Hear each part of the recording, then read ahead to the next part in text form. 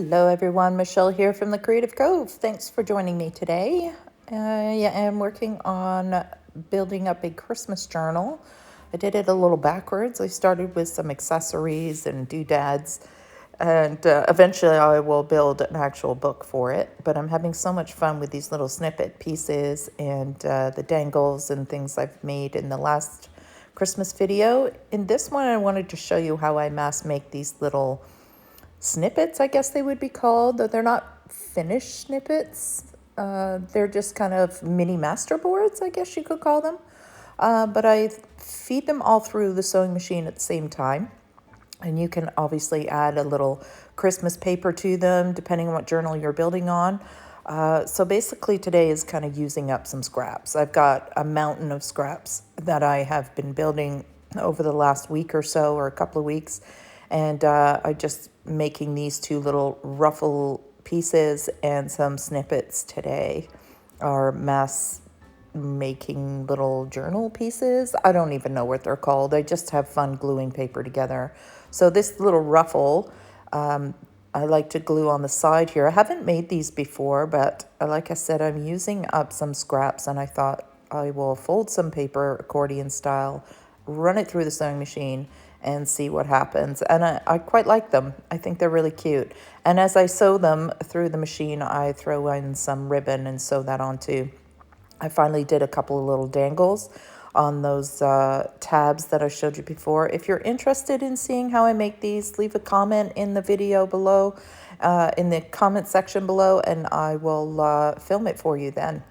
But it's mostly recycled costume jewelry and a couple little fasteners and things that I've acquired over time to make those little dangles.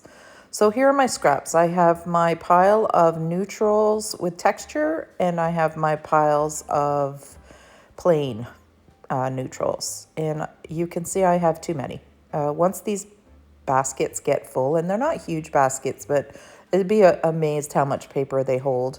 I want to start using them up, and I find if I have those little clusters ready to use, I sit down and then I'll finish the cluster. So mini masterboards, I guess we'll call them. So here I am just basically making a masterboard on a piece of book page, and I'm just taking random pieces. I do like the torn edges on the paper, and I will just glue them down. I'm trying to use up as much scraps as possible. Trying to build some interesting backgrounds. You can go all neutrals, you can go bright colors, whatever scraps you have, really. The whole point is just to use these scraps up and accomplish something with them, as opposed to just letting them accumulate. I try to use up scraps while I'm making my journal, but lately I haven't actually made a full journal. I've been doing journal covers, and I've been doing, accessories and ephemera, but I haven't actually finished a journal. So that's why I have so many scraps left. I really need to learn how to work my scraps when I have them, but it's also fun just to sit at your desk and glue things down and just take your time playing with your scraps. Sometimes scraps can be extremely motivational. So don't be overwhelmed by your scraps. It's okay to throw some out too. Sometimes I get to the point where I just can't take it anymore, and I will toss them out, though that is very rare for me. It's painful to throw them away. You think that you're gonna need it. I need that piece. I need that one piece of paper. I'm sure we've all been there. So these little I keep calling them snippets, but eventually they'll be masterboards, I guess. And they get chopped up into whatever size you like. Now, the ones I showed you earlier were smaller scraps because I didn't have full-size book pages handy. This time I have full-size book pages, so I'm making them bigger, but I'll show you later how I kind of use these bigger ones, and they're pretty handy when it comes to actually making journal pages in your journal because the texture is already done. And I like to use these glue sticks. I don't like to use the heavy-duty glue because it is running through my sewing machine later, and I certainly don't want the glue gunking up the needle in the machine which has happened to me in the past. So I am gluing these basically just vertical for these, just to make my life a little easier. You can glue on a diagonal, you can glue sideways, whatever you like. The whole point is just have fun sticking down these scraps.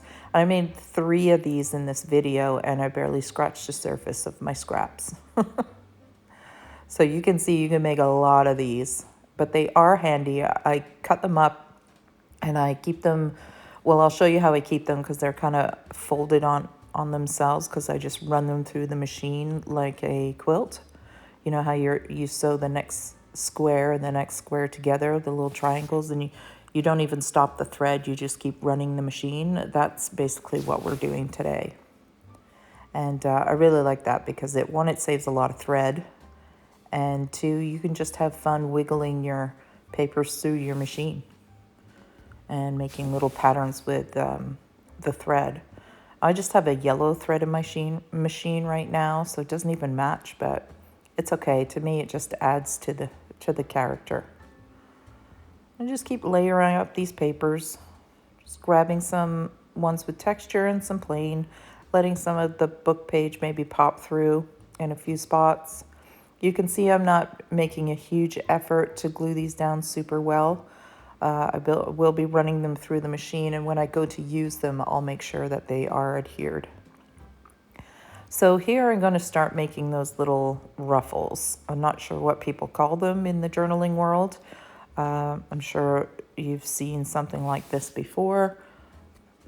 I just kind of sat at my desk and decided to glue strips together, and then I was just going to accordion fold them. There might be a better way to fold these, I don't know.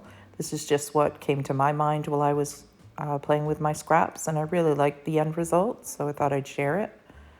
And I like to stagger the colors so that if you cut this roll at different places, it gives a little bit more interest with the different textured papers behind. And I just tear strips as best I can, glue them together as best I can.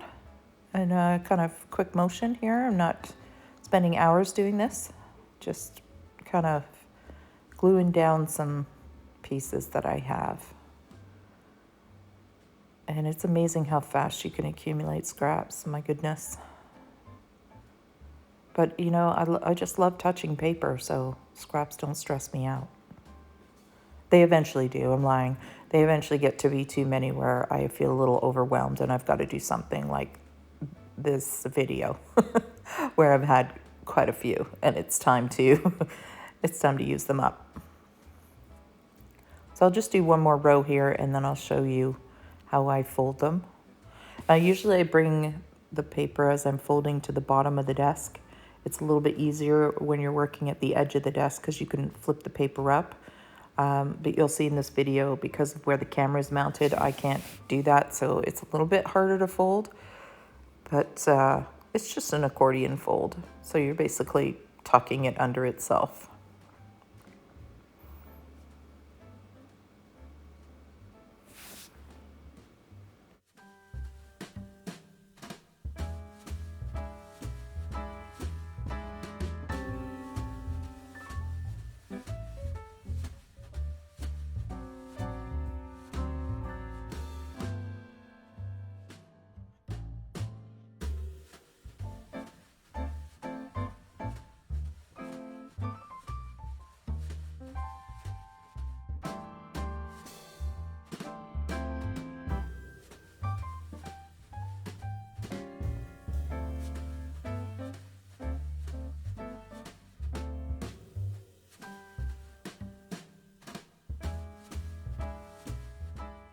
Okay, just fold your way down the papers and then they're ready for the machine. So I've moved my sewing machine over as best I can underneath the camera mount here. Hopefully you can see a little bit of what I'm doing. It's awkward to get the camera to show the angle of the sewing machine, but I think you can get the gist of it. And I'm just sewing, I just switched it over to a zigzag, and I threw on a piece of Christmas scrap paper because I figure I will be using this for my Christmas journal. And then I feed the next paper right up against the last paper, and I just keep feeding them through. I just work my way down, and then the last page, I just feed that through. And then, of course, you can start wiggling the paper, having fun with it, moving it around. And then I just turn it around and go back down the other way in case I want to make two long, narrow snippets with this paper. And the more sewing in there, the more fun and textural it is. You can do as much sewing as you like. I don't love sewing myself. I have to be in the mood for it. There's usually something wrong happens with my machine, and it drives me nuts. I don't have the patience for it, but I do love the look of sewn paper. And that's that. That's how easy those come together. And of course, you can just make a chain of tiny little ones and just fold them up and leave them on your desk until you're ready to use them. Just like that. And then we will do the ruffle now. So with the ruffle, I learned the first time I made it to not feed it in with the folded side, the accordion, that side that I'm pointing at, towards the teeth. You want to flip it around and have the teeth running the opposite way. Does that make sense? Because as I tried to feed it in with the teeth facing, with the accordion fold facing the teeth kept grabbing it and stretching it out, and we want to crunch it up. So you just flip it around and have it so that they run in the same direction and they don't grab. And then you can use whatever on top. So in this instance, I'm going to use some Christmas type red ribbon or cord here. I think it's a braided cord. I just showed you a little bit of other fabrics that you can use. Whatever you have on hand, sari, ribbon, anything, or even just a piece of ripped fabric, right?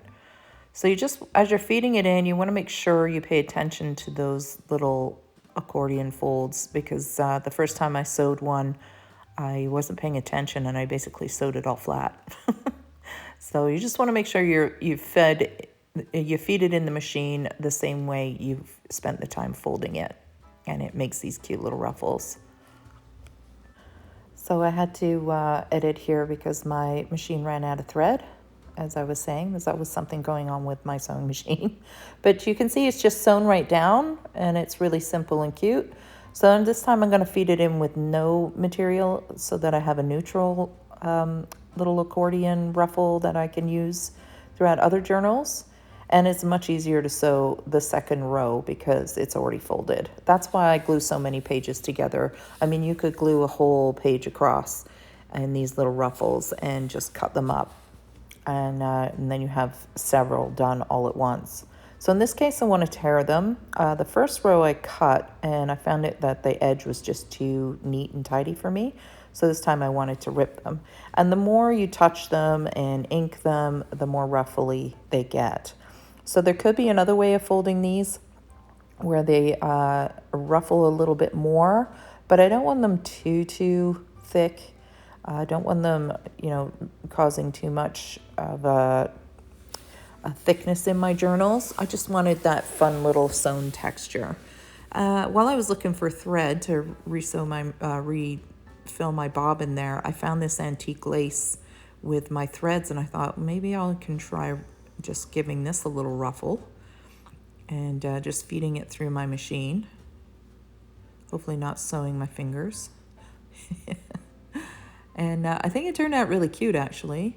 Obviously, it's going to take up quite a bit of material to create a little ruffle, but I just wanted to demonstrate you can really do it with anything, any scraps that you have. And I thought this looked really cute in the journal. And then I add a little bit of red to it. I really like that. Okay, so I'll show you that ruffle in a minute. We're going to go to one of our original little masterboards here, and we'll decorate one. So this one I think is really quite pretty on its own. You can cut it into a long snippet, or in this case I'm going to fold mine right in half and use it as a book page. I think it's quite a nice size that will fit in my journal neatly. And I want to use some ruffle pieces that I just made. So here's the sewn one, which I think is really cute. So we'll use that. I'm going to chop that to the length I want, and then I'm going to try and attempt to glue it, which doesn't work, so I will end up throwing it in my sewing machine.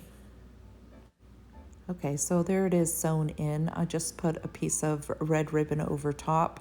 I didn't want to move the sewing machine back under the camera. I just took it to the side and sewed it, so you didn't really miss anything there. And then I'm just looking at the clusters that I have built for my journal and seeing what else I want to make. And I'll have these nice little pieces ready to go. Here's the original. I think we'll use one of these and maybe make a little journaling card. See all the different textures and papers. It's just so much fun. I find these little pieces of paper, these little scraps of masterboards, so inspiring to just sit down and have fun with.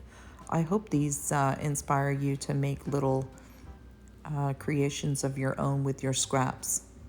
There's just something I really love about having these ready to go for a journal.